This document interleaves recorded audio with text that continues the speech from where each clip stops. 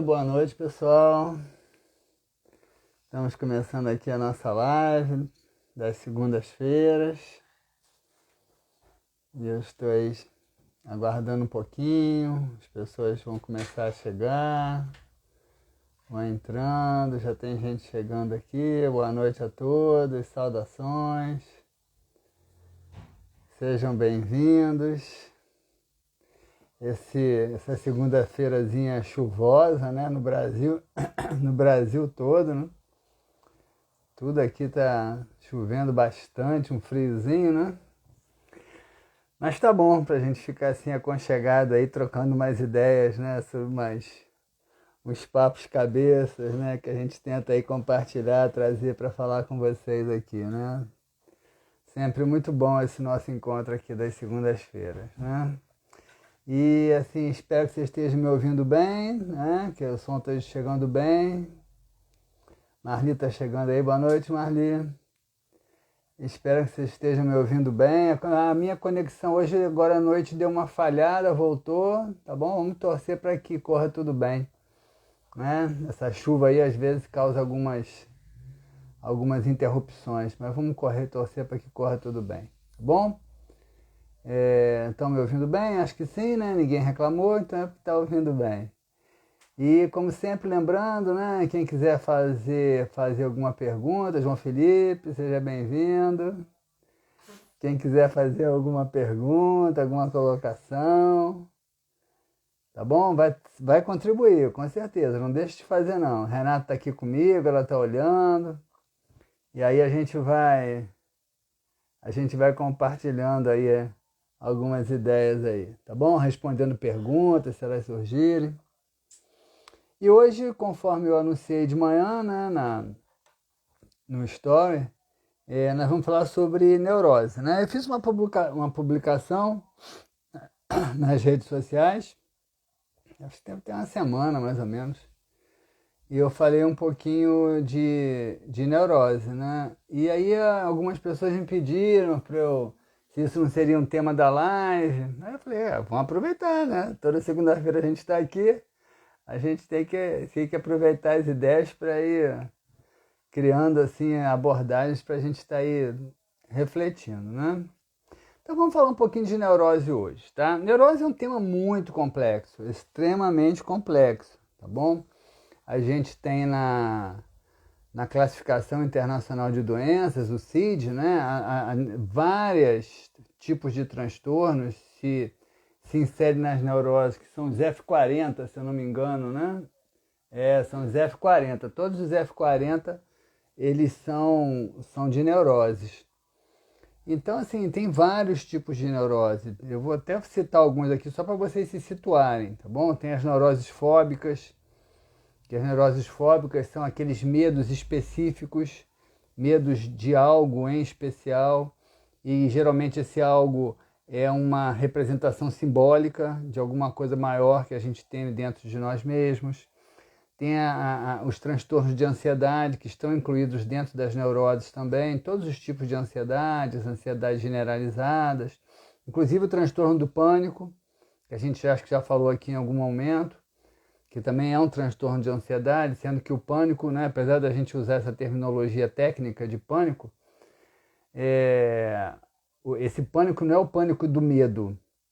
Aliás, até é um medo, mas não é um medo de algo externo. O pânico é sempre o medo de algo que está dentro da gente mesmo, né? Geralmente é o medo de perder o controle.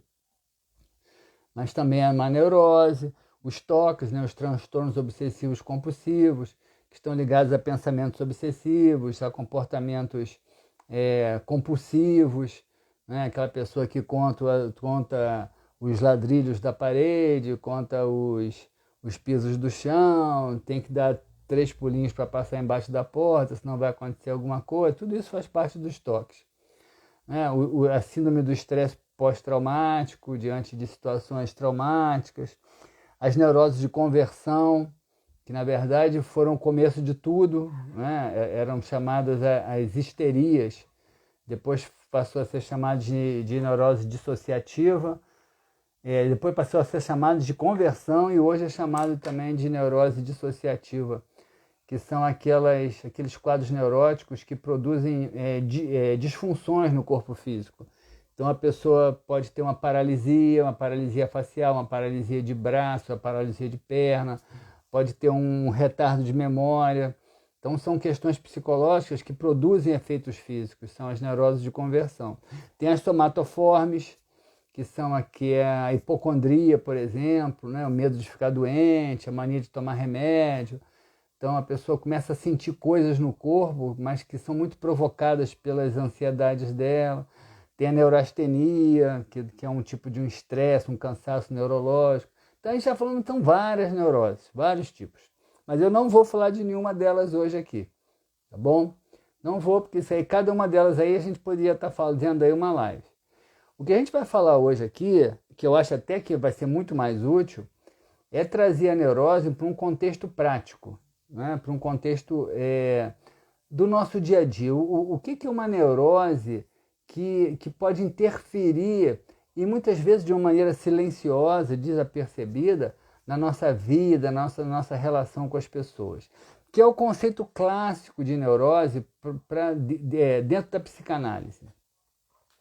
Eu vou falar hoje a abordagem que a gente vai trazer aqui da neurose, é justamente esse conceito clássico da neurose dentro de uma perspectiva bem psicanalítica, né?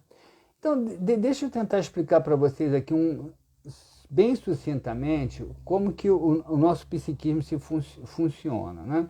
Nosso psiquismo, ele é dividido em 3 partes, basicamente, né? Que é o inconsciente, que é onde estão nos nossos instintos mais básicos de vida, instintos de morte, agressividade, onde estão guardadas as nossas memórias reprimidas, e isso é importante para a gente entender a neurose.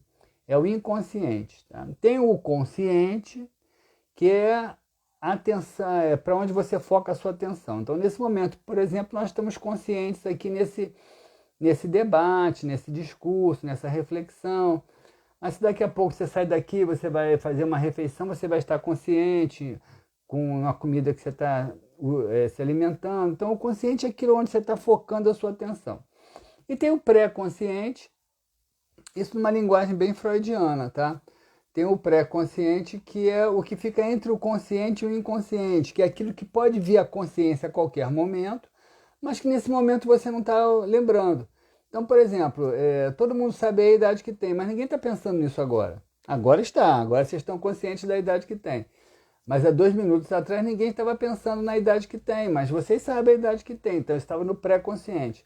O pré-consciente é tudo aquilo que está disponível para vir à tona na hora que você quer, né? Tem alguns autores que usam o termo subconsciente para falar de inconsciente, ou para falar mesmo do pré-consciente, mas o Freud ele vai dividir basicamente nessas três áreas e com essas 3 terminologias. Por que é importante a gente perceber isso? Porque o que seria uma neurose, no sentido abrangente do termo, né? No sentido psicanalítico, seriam todas aquelas situações que você vive com a sua atenção consciente, e essa situação ela causa um grande desconforto para você, né? Pode ser uma situação traumática, pode ser uma situação sofrida, pode ser, em todos os sentidos seriam todas traumáticas, mas pode ser um trauma pontual, uma coisa muito intensa, ou pode ser traumas que se repetem às vezes ao longo dos dias, né? Ao longo da vida, e que você, como não tem às vezes, não tem material psíquico, não tem maturidade para lidar com aquilo, você reprime aquilo. Não é que você decida, eu vou reprimir isso. Não. O seu inconsciente, a sua estrutura psíquica faz isso automaticamente. Ela manda, é igual a sujeira que as pessoas varrem para baixo do tapete, né? Ela manda para baixo do tapete, porque aquilo está incomodando. Então ela manda, então aquilo vai cada vez penetrando mais nas zonas inconscientes e vai ficar esquecido. É impressionante, né? Nos processos terapêuticos, a gente lida muito com isso é muito frequente. Quase 100% das pessoas passam por isso durante um processo terapêutico. Elas começam a falar de coisas da vida dela E daqui a 2, 3, 4, 5 meses de terapia, elas começam a lembrar coisas que elas já haviam esquecido totalmente, que elas não tinham noção de que tinha acontecido na vida delas, mas que estava reprimida a nível de inconsciente. Aí ela começa a lembrar, estou me lembrando aqui de uma coisa que aconteceu, puxa, nem sabia mais disso.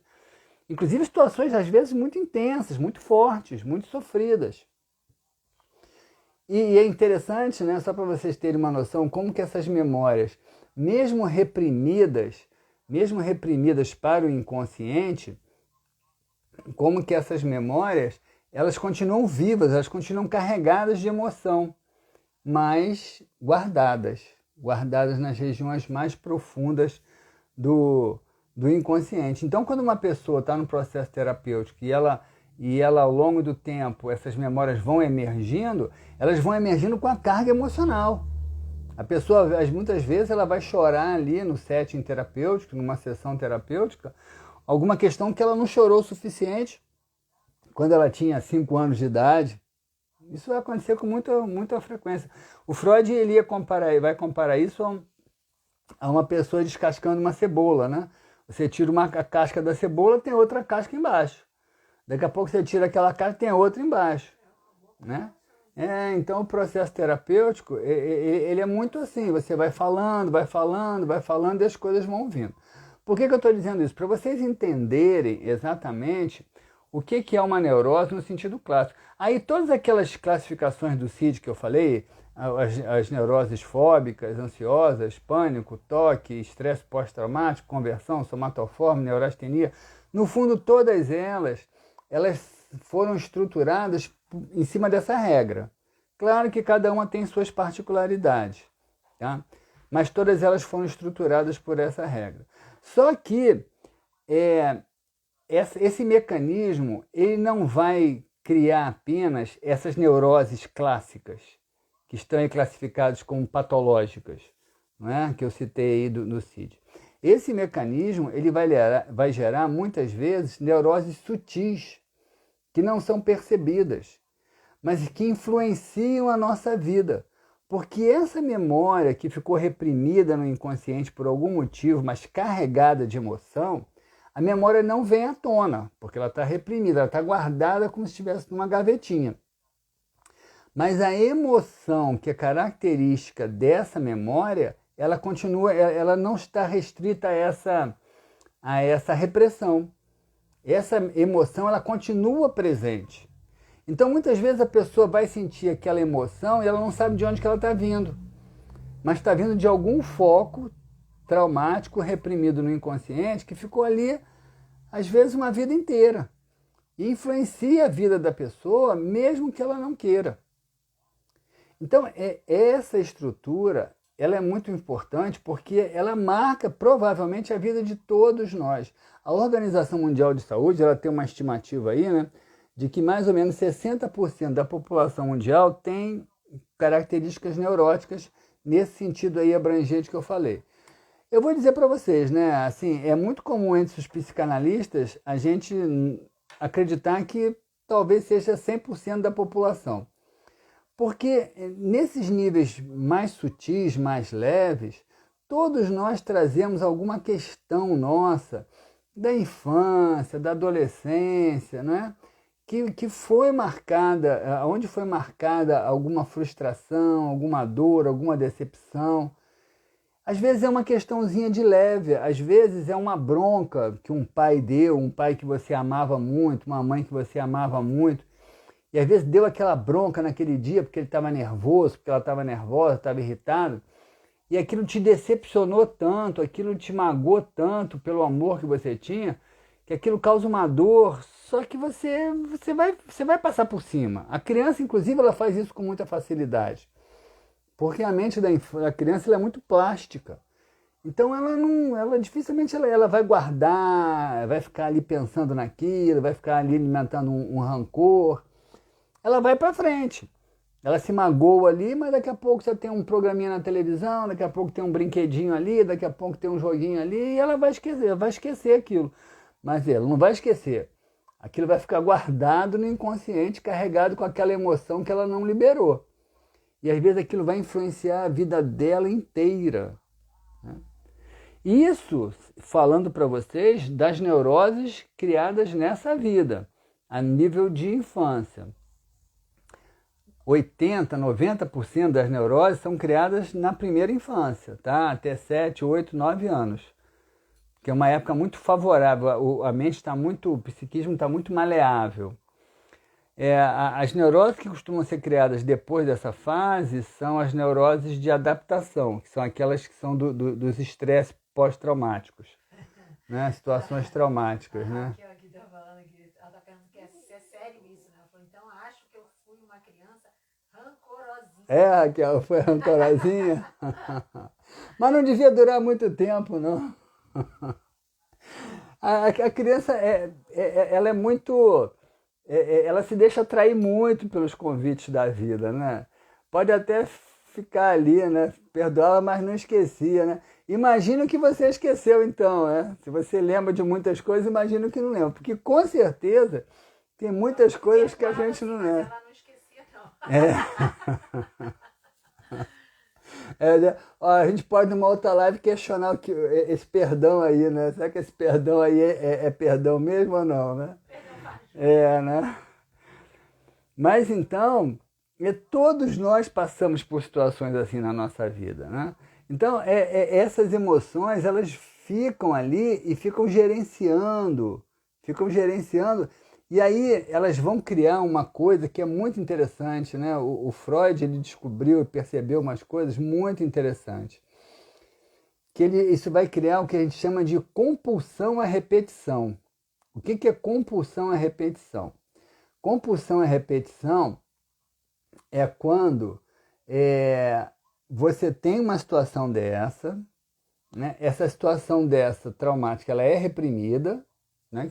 Todos esses tipos que eu falei para vocês aí, ela é reprimida, ela vai para o inconsciente, mas a emoção continua viva.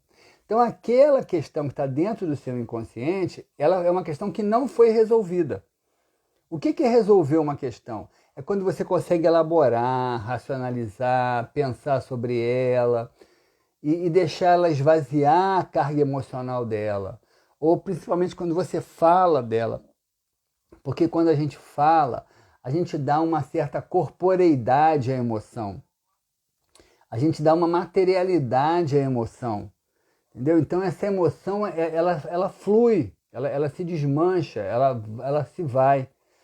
Então, quando você não elabora, quando você não racionaliza essa questão, e ela é reprimida, e a emoção continua viva, atuando, existe uma tendência fortíssima à compulsão à repetição. O que é a compulsão à repetição? É você, inconscientemente, ficar buscando reviver aquela situação que foi reprimida, porque você tem uma demanda por resolvê-la. Você não pensa isso, tá? Eu sei que ninguém aí pensa isso. Porque isso aí é um processo inconsciente. É um processo muito instintivo. Mas você vai buscar a mesma situação de novo ao longo da sua vida, às vezes repetidamente, muitas vezes, porque existe guardado dentro de você uma demanda para você repetir, para você resolver aquela questão. Então você acredita que você precisa de uma situação para poder resolver aquela questão que está guardada dentro de você. Não é que você pense isso racionalmente, tá? Volto a insistir. É tudo um mecanismo inconsciente da nossa estrutura psíquica. Ela está até sugerindo isso. Hein? Fazer uma live sobre perdão versus esquecimento. Vamos fazer, boa ideia. Vamos falar sobre perdão na próxima semana, prometo. Tá? Já fica aí a ideia. Eu gosto muito de falar sobre perdão, né? Até porque eu acredito que o perdão e a gratidão são as duas emoções mais importantes para esse momento da nossa existência planetária. Mas deixa isso para a semana que vem. Vamos falar sobre perdão na semana que vem. Então a compulsão e a repetição, ela é isso. Agora vocês imaginem, cada um de vocês, cada um de nós, quantas coisas a gente pode estar fazendo na nossa vida, não porque a gente hoje queira fazer, mas porque a gente esteja sendo movido por uma compulsão à repetição, por alguma questão guardada no nosso inconsciente lá da nossa infância. Quantas coisas, gente? Muitas coisas. Quantas vezes a gente escuta pessoas trazendo queixas, eu faço sempre a mesma coisa, eu cometo sempre o mesmo erro. é compulsão e repetição. Eu escolho sempre o mesmo tipo de namorado, eu escolho sempre o mesmo tipo de namorada. Eu cometo o mesmo erro com o dinheiro sempre. Eu cometo o mesmo erro com as minhas amizades, eu estou sempre procurando o mesmo tipo de amigo, o mesmo tipo de amiga. Eu estou sempre me desvalorizando. Quantos desses comportamentos são compulsões à repetição, né? Falei de desvalorização. Por exemplo, uma criança que se sentiu desprestigiada diante de um irmão. Isso acontece muito, é normal. É muito comum ela, ao longo da sua vida, ela estar buscando resolver esse incômodo que ela traz dentro dela, procurando pessoas que ou que a supervalorizem para compensar aquilo que ela sentiu falta, ou que a desvalorizem totalmente porque ela quer aprender a lidar com aquilo. E aí ela vive em função, isso é neurose, tá, gente? Isso é neurose. Você vive em função, você vive o seu presente em função de uma motivação do passado, sem estar realmente vivendo a experiência daquele presente. Fala, Renato. Mas aí essa pessoa não está consciente disso. Né? Não, ela não está consciente disso. A maioria não tem consciência disso. A maioria, ó, tá dizendo que eu já fiz uma live sobre perdão, né? Eu já nem sei mais as lives que eu fiz. Mas às vezes nem todo mundo está aí, a gente repete. E você sabe uma coisa que eu tenho percebido? Que muitos desses assuntos que eu falo aqui, eu já falei em outras situações, em palestras, mas cada vez que você fala de uma forma diferente, você dá um outro enfoque, você traz outras ideias, né? Então eu acho que acaba a gente aí trazendo alguma contribuição, às vezes pessoas que não assistiram e são pessoas novas que vão assistir também, enfim. Mas vamos falar sobre perdão semana que vem, com certeza. Vou tentar falar de uma forma diferente, tá bom, Álvaro? Mas então, quantos desses comportamentos hoje que marcam a nossa vida, né, que direcionam as nossas tendências, eles são compulsões à repetição, gente. Muita. Por isso que eu falei para vocês na chamada do Story, eu falei, e essa é uma questão muito importante. Quantas pessoas, muitas vezes, aliás, bom, deixa eu terminar essa frase para depois dizer o aliás. Quantas pessoas acreditam tanto que são pobres, que vivem a vida toda pobre e que não conseguem realmente, às vezes, ter a motivação de melhorar a condição de vida dela. Aliás, eu falei que ia falar o que é aliás. Aliás, eu tenho uma concepção, né? Eu sei que é muito teórica, é muito filosófica, eu sei disso, eu sei que na prática as coisas são muito mais complexas, com certeza, não estou negando isso. Mas a gente vive a pobreza da nossa humanidade, ela é muito neurótica. Com uma culpa, por exemplo, a gente vive uma culpa neurótica, que é um condicionamento que nós sofremos, principalmente das religiões. Nós vivemos muitas vezes uma pobreza que é uma pobreza neurótica, que é muito fruto desse arquétipo escravocrata que muitos de nós trazemos.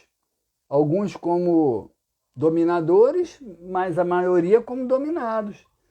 E que foram situações tão sofridas, tão traumáticas, que ficam guardadas dentro do nosso inconsciente e você acredita que vai ser escravo o resto da vida, porque você acredita que merece ser aquilo. Né? E você acredita que talvez você precisa enfrentar aquela situação e aí você busca aquela situação, você busca a pobreza, mas nunca resolve aquilo. Porque você tem uma compulsão à repetição. E aliás, eu falando disso agora, eu ia comentar ali atrás, na hora eu não comentei, existem causas dessa vida, conforme eu falei, né, que são construídas ali na primeira infância, mas existem situações traumáticas reprimidas no inconsciente, gerando compulsões à repetição, que foram criadas em vidas passadas, né, em traumas de vidas passadas. Quer ver? Eu vou dizer para vocês aqui algumas que são muito comuns, por exemplo, sensação de abandono.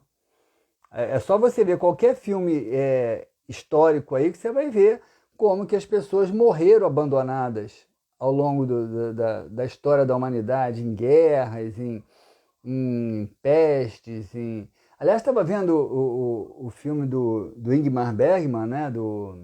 Que fala da peste. Agora me esqueci até o nome do filme. Estava vendo um dia desse, né? Da semana, que eu não me lembrava. Eu já tinha visto, mas não me lembrava. Né? E aí eu comecei a pesquisar sobre a peste na Europa. Né? Foram muitas mortes. 1/3 da população da Europa foi dizimada. Morreu com a peste. Isso aí por volta de 1300 e alguma coisa ali. Então, essas sensações de abandono e sofrimento, elas ficam guardadas na nossa estrutura psíquica e são transferidas para uma outra vida. E às vezes você nasce nessa vida, dentro de um lar, aconchegado ali, apoiado, mas você continua se sentindo abandonado. Porque a sensação de abandono não é dessa vida, é de uma vida passada. Então você está fazendo ali uma compulsão e a repetição. Aí você vai se queixar, ninguém me ama, ninguém me quer. Mas às vezes as pessoas estão ali te amando, estão ali te cuidando, a sensação é sua. Vocês já imaginaram quantas percepções distorcidas é o 7º selo, né? Isso aí, Álvaro tá afiado, hein, Álvaro? Parabéns. Isso mesmo. Ingmar Bergman. Quantas experiências, né? Quantas coisas a gente está fazendo nessa vida, movido muitas vezes por uma compulsão à repetição, né? Cobrando coisas das pessoas, criando problemas com as pessoas, problemas muitas vezes desnecessários, problemas para as nossas próprias vidas. Então para pensar, será que o que eu estou fazendo? Uma questão muito... Eu sei que nem sempre, ao longo de uma terapia, o processo é esse, tá? Tentar desvencilhar as situações traumáticas que geram o comportamento atual, com certeza. Mas nem todo mundo está fazendo terapia, mas todo mundo pode parar e observar e pensar. E eu sugiro isso para todos vocês. O meu comportamento hoje, ele condiz com a realidade dos fatos? Para pensar. Porque muitas vezes a gente só faz uma avaliação emocional daquela situação.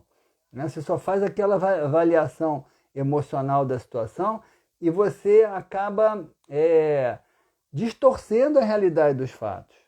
Então para pensar, será que essa minha reação ela é real? Será que essa minha situação ela corresponde aos fatos? Então eu estava falando dessas causas de vidas passadas. O abandono é uma, você sabe, a fome é outra. Quantas pessoas são obcecadas com a questão do alimento, de ter comida em casa, a despensa está cheia, mas ela está comprando, está acumulando. Né? Eu tive uma paciente, até ela faleceu de Covid agora, nesse período aí, foi no ano passado, que ela tinha uma compulsão enorme de manter, tinha 3 ou 4 geladeiras dentro de casa, freezer, tudo cheio, tudo cheio, tudo cheio. E não ia passar fome, porque tinha uma condição financeira muito boa. De onde vem isso? De onde vem essa sensação de que você vai passar fome se essa não é uma ameaça real nesse presente para ela? É uma compulsão à repetição. Então, eu estou citando alguns extremos aí. Né? Quantas pessoas, por exemplo, têm medo de um flagelo qualquer, têm medo de morrer na miséria, têm medo de perder tudo, e aí vivem em função de acumular bens, vivem preocupadas, vivem escravas do próprio trabalho porque acham que não tem limite.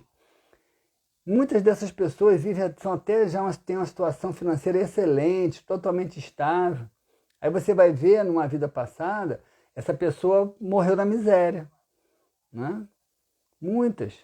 Eu me lembro de um paciente que eu tinha, que ele tinha ele tinha uma vida boa, né? uma situação financeira estável, mas ele se comportava assim, quase que como um miserável. Né? Se vestia mal, tinha um carro ruim, não precisava nada disso. Né? E vivia assim, literalmente esculachado. Mas não precisava, tinha uma condição ótima. Aí você vai fazer uma regressão com essa pessoa, com o que eu fiz, e ele estava lá, ele se vê na porta de um cemitério, como um mendigo, dormindo ali, sem ter para onde ir. aquilo ali ficou fixado na memória dele, entendeu? É uma memória traumática, é uma neurose, eu chamo isso de uma neurose transpessoal, que é aquela que não foi construída nessa infância, mas foi construída numa vida passada. É uma neurose, ele não lembrava desse fato, esse fato não era consciente para ele, estava no inconsciente reprimido, porque era de vida passada, mas aquela emoção continuava viva nele. Compulsão à repetição. Então, compulsão à repetição foi uma coisa fantástica que o Freud descobriu e que ela tem uma importância enorme na nossa qualidade de vida. Enorme. Cuidado, observa as suas compulsões à repetição. E se pergunte, a receita é essa, tá? Observa aquilo que você repete com frequência e se pergunta, isso está sendo movido por uma motivação racional, lógica, real? Se não, é uma compulsão à repetição. E vocês vão ver que na maioria das vezes realmente é uma compulsão à repetição. E aí você é neurótico. Tá? Não é o neurótico que vai entrar no transtorno da classificação internacional de doenças, mas é o neurótico nesse sentido. Né? Porque aquilo que eu falei, a neurose ela pode se transformar numa doença estruturada, que vai ali ser classificada, mas a neurose, às vezes, ela tem um aspecto sutil que vai fazer com que você crie padrões de comportamento que tiram de você o bem-estar, tiram de você a felicidade, não fazem de você uma pessoa, nos conceitos clássicos, doente. Você não vai ser chamado de doente, mas você vai ser uma pessoa que vai ter uma infelicidade, vai ter um mal-estar com você mesmo. Né? E aí o que acontece? Né? Vamos avançar mais um pouquinho. Então você criou lá a sua neurose e você criou um mecanismo de uma compulsão à repetição. E aí o Freud vai dizer que para lidar com essa dor, né, a mente da gente usa mecanismos de defesa, totalmente inconscientes, tá? Você não escolhe, eu vou usar. Então são vários mecanismos de defesa. As transferências, formações reativas, negação, racionalização, recalque, projeção, são vários, tá? Eu vou falar aqui de 3, que eu acho que são importantes, porque eles dizem de situações que podem estar aí presentes com bastante frequência no nosso dia a dia. Um é a transferência. O que é a transferência? A transferência é quando você tem uma relação mal resolvida com alguém que pode ter vindo de vida passada ou pode ser da sua infância, uma relação com um pai, com uma mãe. Geralmente é com o pai e com uma mãe, porque até os 7, 8 anos, que é quando a neurose se instala, basicamente a maior parte delas, né, que eu falei, geralmente o contato afetivo mais intenso e mais próximo é com pai e mãe. Né? Então você vê se tem uma questão mal resolvida com esse pai e com essa mãe, e aquilo vai ser reprimido, vai gerar um comportamento, uma compulsão à repetição. E aí você vai escolher parceiros e parceiras ao longo da sua vida para transferir aquele formato de relação que não foi bem resolvido, transferir para que ele se repita. Porque no fundo você quer tentar resolver o que ficou lá atrás. Aí você acha que não foi amado pela sua mãe, por exemplo. E aí você vai escolher uma esposa que você quer que te ame, para resolver a questão que ficou em demanda dentro de você. Só que você vai escolher uma esposa, tem 2 opções aí. Ou você vai escolher uma esposa que realmente não vai te dar aquilo que você quer, porque você acha que merece não ser amado, ou essa esposa até vai te amar, vai ser atenciosa, carinhosa com você, mas você nunca vai reconhecer isso, porque você continua olhando para ela com a mesma falta lá do passado. Então vejam como que você pode estragar um relacionamento, gente, porque não está vivendo o presente. A Renata está achando que isso é muito complicado. É um pouco complicado, espero que vocês estejam me entendendo, tá? Mas isso é muito importante, gente, porque isso diz respeito ao nosso bem-estar. Isso diz respeito a você levantar de manhã da sua cama feliz ou amuado, chateado, reclamando da vida, brigado com todo mundo. Isso faz uma diferença enorme. Isso faz uma diferença enorme entre você ser bem resolvido ou não. Né? Entre você ter uma atitude de felicidade ou não. Aliás, estava vendo um trailerzinho de um filmezinho agora aí, antes de vir para cá. Estava vendo só um pedaço ali na televisão.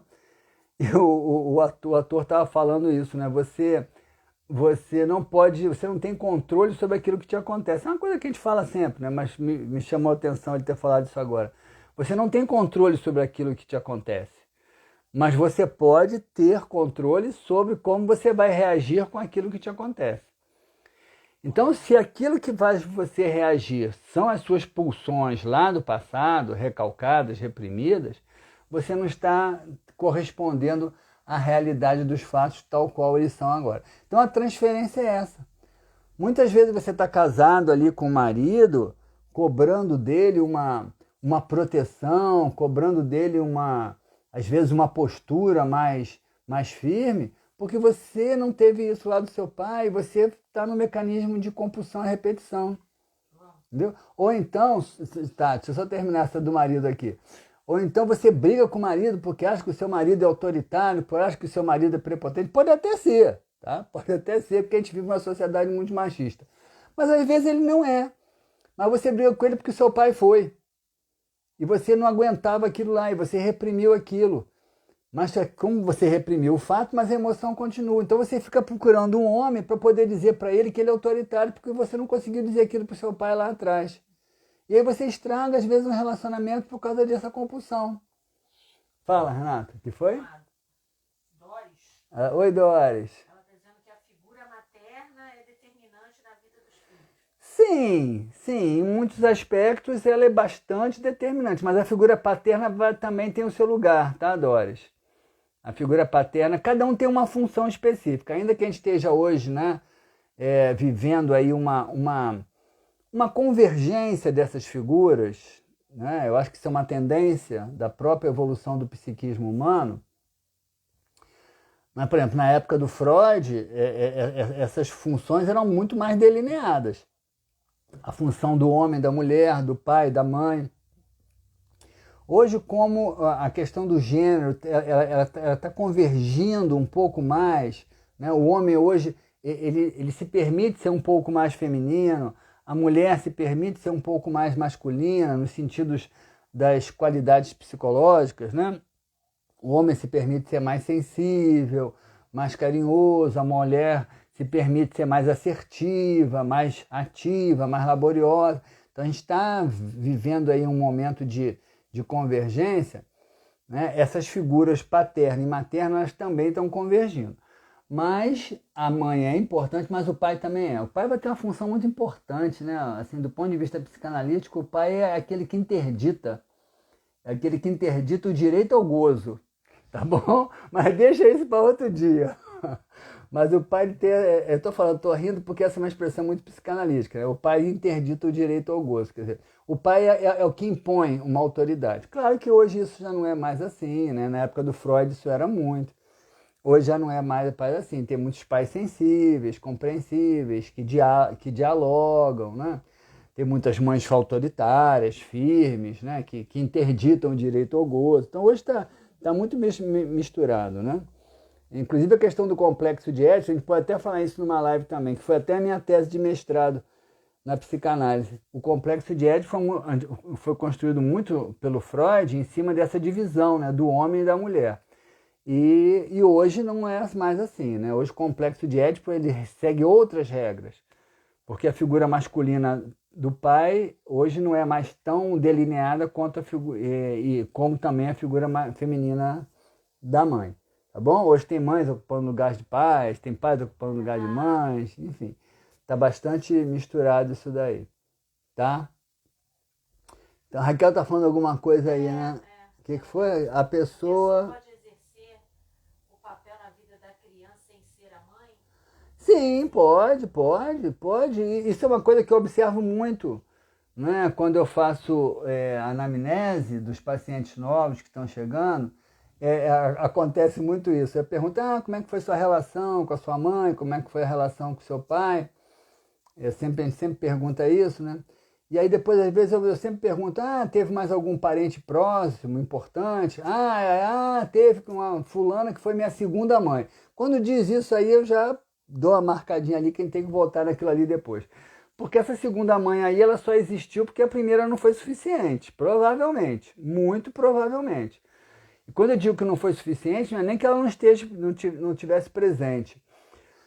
Ela não foi suficiente porque talvez não tenha correspondido afetivamente tanto quanto aquela pessoa esperava, aquela criança esperava. E às vezes alguém, alguma outra mulher, às vezes uma avó, uma tia, às vezes até uma empregada dentro de casa, uma funcionária dentro de casa, né? Ela ocupa esse lugar, né? E aí a pessoa vai crescendo com aquela ideia, foi minha segunda mãe. Realmente foi uma segunda mãe. Mas por que precisa ser uma segunda mãe? Porque ela não foi apenas uma boa avó? Por que ela não foi apenas uma boa tia? Ou porque ela não foi apenas uma boa babá ou uma boa funcionária? Então quando a pessoa chega para mim e diz assim, foi a segunda mãe, eu já está anotado ali para a gente voltar ali, porque aí tem fumaça. E quando tem fumaça, vamos procurar a fogueira, né, para ver o que aconteceu. Bom, então vamos voltar para cá. Senão eu não acabo falando das neuroses hoje. Mas tá bom, é isso aí, é troca mesmo, tá? Não se preocupem não, tá bom?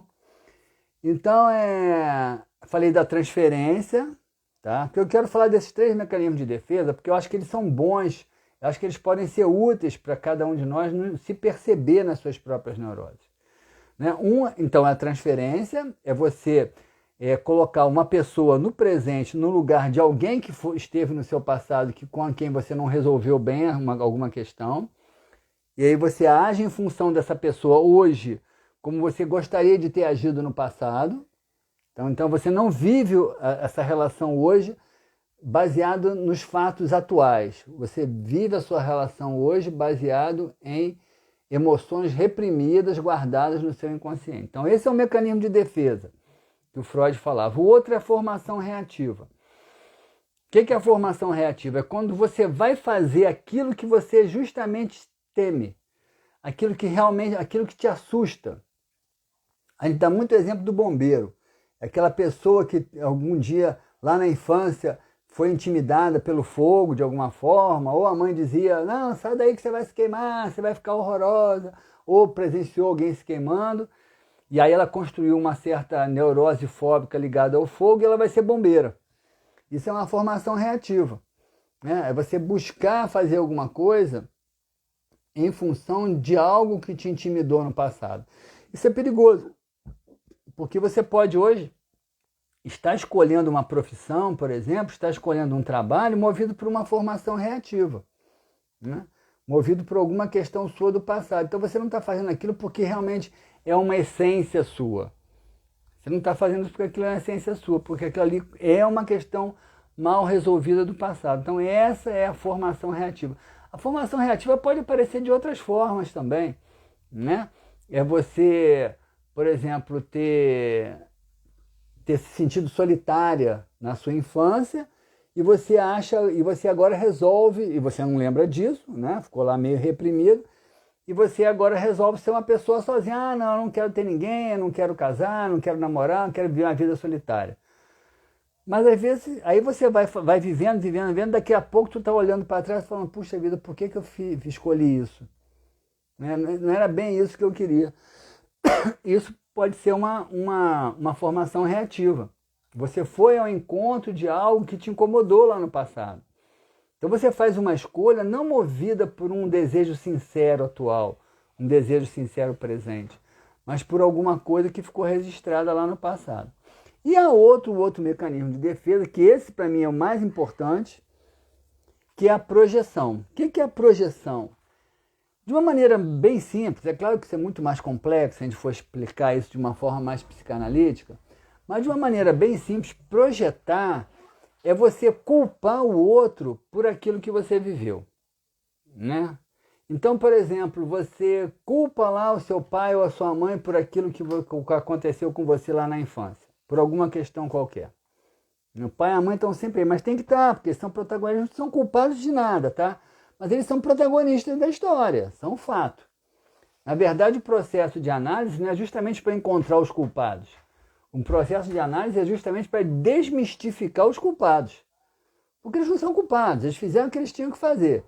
Mas eles foram protagonistas daquela história sua ali, né? Foram agentes importantíssimos, né?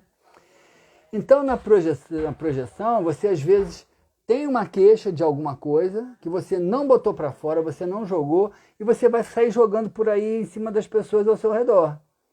Né? Você vai brigar, às vezes você acorda, e isso às vezes pode ser movido por umas questões muito antigas, a projeção é muito comum isso acontecer.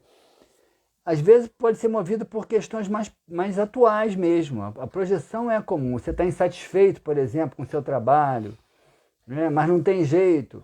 E aí você vai penalizar a sua família, você vai ser rude com a sua família, vai ser impaciente, vai ser grosseiro, vai ser agressivo. Ou você está insatisfeita lá com a sua namorada, com o seu namorado, aí alguém na sua família chega para você, vai falar com você, você descarrega aquela insatisfação toda em cima. Isso é projeção. É querer encontrar um culpado, já que aquele que você acha que é o verdadeiro culpado que está te fazendo sofrer, não está ali para você falar alguma coisa, ou você não teve coragem de falar na época, ou você teve medo de falar e perder mais ainda aquilo que já estava sendo perdido.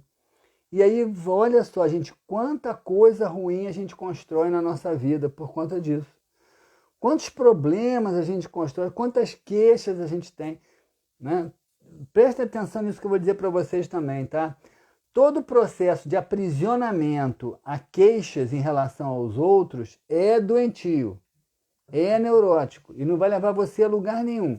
E eu não estou dizendo que o outro não fez o que você acha que fez, ele pode até ter feito mesmo, mas ficar preso ao que ele te fez só faz mal a você. Aí a gente já dá até uma deixadinha para entrar no perdão semana que vem, né? Porque só está fazendo mal a você.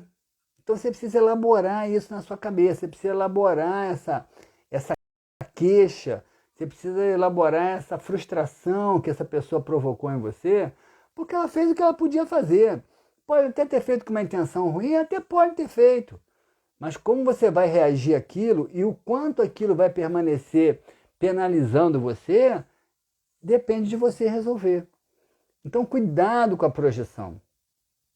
Né? Cuidado para não sair por aí brigando com o mundo, porque você está insatisfeito com alguma coisa, porque alguém te machucou, porque alguém te ofendeu, ou porque a vida tem te humilhado. Cuidado, entendeu? Porque você só vai piorar as coisas, tá? E para a gente terminar esse assunto, tem um conceito, e esse conceito é um conceito que eu construo, né? Eu tenho até um texto escrito lá no meu site, que é sobre neuroses complementares e neuroses reagentes. O que é neurose complementar? Isso acontece muito em casais, tá? Casais hétero, homossexuais, mas enfim, pessoas que convivem muito perto. O que é uma neurose complementar e uma neurose reagente? Uma neurose complementar é quando a demanda neurótica de um se encaixa na demanda neurótica do outro. Então, eles se completam. Aí vocês vão achar, ah, que maravilha, querido. Não, isso é péssimo. Isso é péssimo, porque ficam ambos presos na própria neurose. Então, vamos supor assim, uma mulher que tem uma neurose com uma característica prepotente, autoritária, vai e se casa com um homem que tem uma neurose de submissão. É um casamento neuroticamente perfeito. Né? Ela vai exercer o papel de dominação e ele vai exercer o papel de dominado. Isso vai durar muito bem aí, uns 5, 10 anos. Depois não dura mais não. Tá? Pode escrever aí onde vocês quiserem. Não dura mais, porque vão se cansar um do outro. Durante um certo período, essa neurose complementar, ela até traz uma sensação de acomodação, de conforto. Ah não, eu não preciso fazer nada porque ela domina, ela comanda tudo. Ou ela pensa assim, ah não, ainda bem que ele não se mexe, que eu pego e resolvo do jeito que eu quero. Não vai durar muito tempo, pode ter certeza. Pode durar em 5 anos, até uns 10 anos acho que dura. Mas dificilmente passa disso. Aqui não é assim não, né? Aqui é neurose reagente mesmo, ó. Eu mando e você obedece. Então, e tem a outra neurose reagente, que é quando as neuroses se confrontam. Isso é ótimo. Isso é ótimo, uma maravilha. Porque quando as partes elas se confrontam, mas elas têm sabedoria para administrar esse confronto, isso faz com que cada um faça um exercício de adaptação que traz amadurecimento. Então isso é fantástico. Dora escreveu alguma coisa aí, mas eu não vou ler não, senão eu não vou... Não, ela está dizendo que ela gosta desse tipo de assunto. Ah, tá. Tomar banho de mar, tão bom quanto viajar, passear. Ah, que bom, Deus. Obrigado aí pelas palavras carinhosas. Então, a neurose reagente, ela é muito legal. Tem um psicólogo lá de São Paulo, Jaci Regis, ele escreveu um livro em que ele fala, não sei se vou me lembrar agora aqui, do nome do livro eu não me lembro, mas é um livro que trata de relacionamento. Então ele fala de 3 tipos de relacionamento, tá? Vamos ver se eu vou me lembrar. Afetivamente amorfos, afetivamente compensatórios e afetivamente reagentes. Afetivamente amorfos são aqueles que um está ligando a mínima para o outro. Cada um tem a sua vida e não está nem aí. Os afetivamente compensatórios são justamente as neuroses complementares, né? Essas neuroses que um complementa o outro.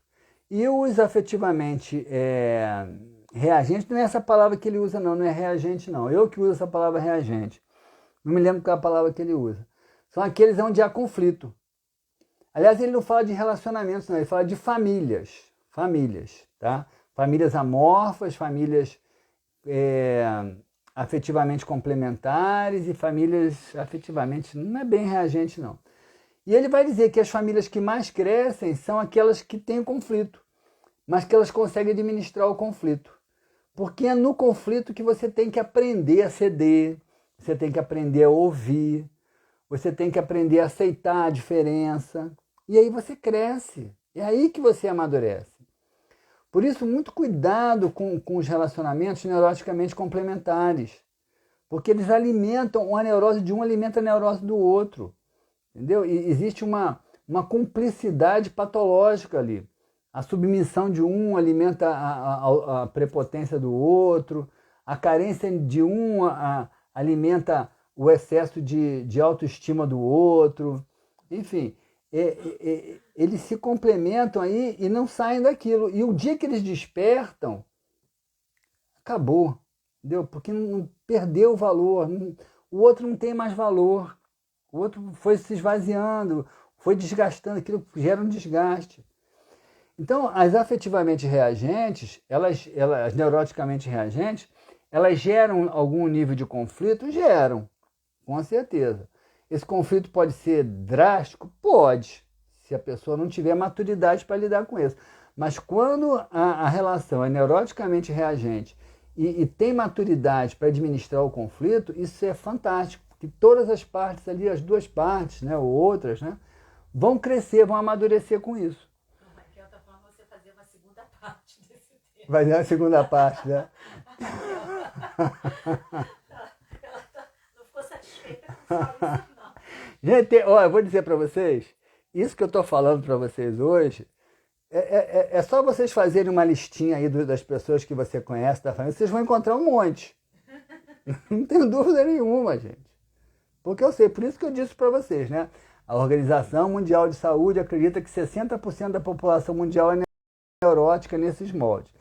Os psicanalistas costumam achar que é 100%, né? Que pouquíssima gente escapa aí dessa conjuntura. Raquel está falando dos relacionamentos. Então, dos relacionamentos, né? Mas justamente dessa questão, né? Porque é muito marcado. Então, relacionamento, então, é um lugar fantástico para você projetar as suas neuroses. Fantástico, porque é onde você vive afetividade, onde você vive emoção. Então, vocês acham que essa emoção que você está jogando ali no relacionamento, ela é autêntica? Autêntica no sentido de ser totalmente presente, totalmente movida por motivações atuais? Não se iluda. Não se iluda, porque não é. Não é. Eu, particularmente, tenho uma dúvida muito grande. O que é amor e o que é transferência? É quase que impossível você separar uma coisa da outra.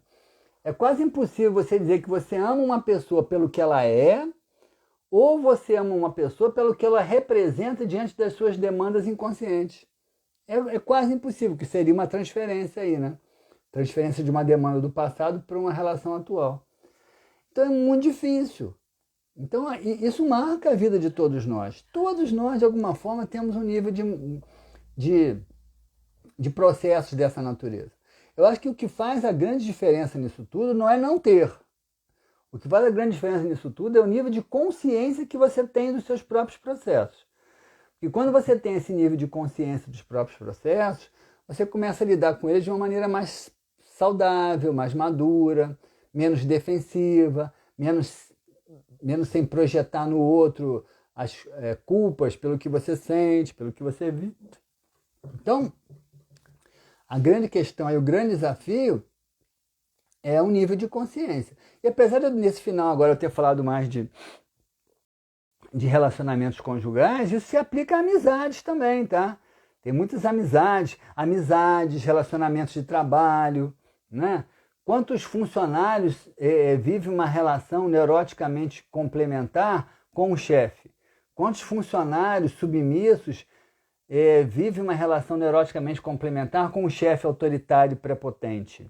Né? E aí vocês vão dizer, mas ele está dependendo do trabalho? Sim, tudo bem, às vezes realmente aquilo que eu falei, né? Cada realidade tem a sua situação. Às vezes ele não pode abrir mão ali do emprego dele, nem nada, mas muitas vezes o chefe se torna mais prepotente, mais autoritário ainda, porque encontra no outro uma submissão extrema. Porque às vezes se o outro se posicionasse com um pouquinho mais de assertividade, um pouquinho mais de firmeza, ele ia fazer com que aquele chefe tivesse o bom senso de perceber, não, acho que eu estou exagerando mesmo. Tudo bem que tem uns que estão tão prepotentes, tão egocêntricos, que não conseguem enxergar nada além do próprio nariz, com certeza, eu sei disso. Mas nem sempre é assim. Muitas vezes é a submissão desse funcionário, é a submissão desse parente, né, que faz com que o chefe ou que o outro parente se imponha a ele de uma maneira dominadora. Tá bom? Todo mundo na peçonha das neuroses? É isso aí, Raquel. A Flora também tá falando alguma coisa, né? Perguntando aqui, a pessoa que tem dificuldade de entrar no relacionamento. Sim, ela pode estar ali projetando ali, fazendo uma transferência dos medos dela do passado, né, Flora? Pode. Pode ser que ela tenha tido algum tipo de situação traumática, algum tipo de decepção, pode ser que ela tenha sido desprezada, né, em alguma situação do passado, às vezes por um parceiro, às vezes tenha tido uma sensação de ser desprezada, às vezes por um pai, por uma mãe, às vezes não foi, mas teve a sensação. Às vezes um dia o pai ignorou aquele filho, aí aquele filho registrou aquilo com tanta dor que aquilo fica traumático. E aí ele hoje tem medo de entrar no relacionamento porque tem medo de ser desprezado. Entende? Mas é isso aí, gente. Está na hora. Né? 10 horas. Hoje foi bom, né? Todo mundo trocou, a gente trocou umas ideias. Que bom. Grato aí pela presença de todos, grato pela contribuição. Essa troca de ideias é muito bacana. Vocês me ajudam bastante aí. Eu gosto. Às vezes parece que a gente sai um pouco do tema, mas eu não acho não. Acho que a gente só está enriquecendo o tema. Tá bom? Então, meu abraço aí, saudações. Semana que vem a gente está aí de novo. Boa semana para todos. Tchau.